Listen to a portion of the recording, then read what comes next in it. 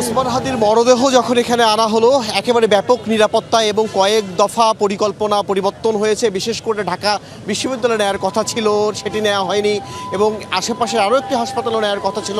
শেষ পর্যন্ত জাতীয় হৃদরোগ ইনস্টিটিউটেই হিমঘরে তাকে রাখা হবে আজকের রাতের জন্য। এবং ওসমান হাদি যখন ফিরলেন, বিশেষ করে তাকে মরদেহ বহনকারী বিমানটি যখন ল্যান্ড করলো, তখন থেকে আমি শাহবাগে ছিলাম এবং রাজধানী পুরোটাই ঘুরে দেখেছি। সাধারণ মানুষের মধ্যেও কিন্তু নানান ধরনের উৎকণ্ঠা ছিল।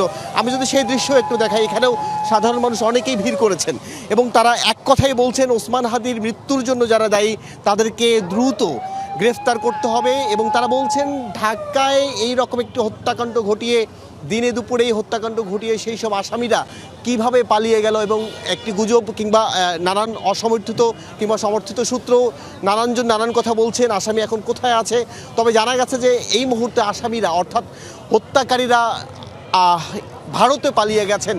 এবং যে কারণে আমি যদি বলি যে সারা দিনব্যাপী সাধারণ মানুষের একটি কথা, যে ভারত বাংলাদেশের এই সব খুনিকে আশ্রয় দিচ্ছেন তাদের সঙ্গে বা সম্পর্কের অবনতি কেন হবে না এমন প্রশ্নও তারা তুলছেন। তবে একই সঙ্গে তারা এও বলছেন প্রতিবেশী দেশের সঙ্গে কোনোভাবেই সম্পর্ক খারাপ করতে চায় না বাংলাদেশ, যে কারণেই এই সব খুনিকে দ্রুত ফিরিয়ে দিতে হবে।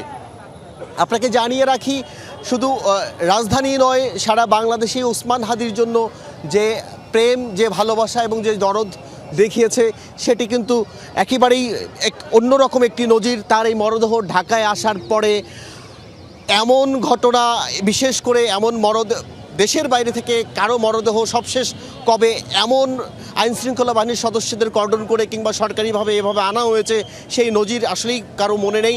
তারপরেও সাধারণ মানুষ বলছেন এমন ঘটনার পরে বিশেষ করে হাদির হত্যাকারীকে অবশ্যই শাস্তির আওতায় আনতে হবে। এর জন্য ভারতকে অবশ্যই এগিয়ে আসতে হবে, সেই সব খুনিকেও ফিরিয়ে দিতে হবে।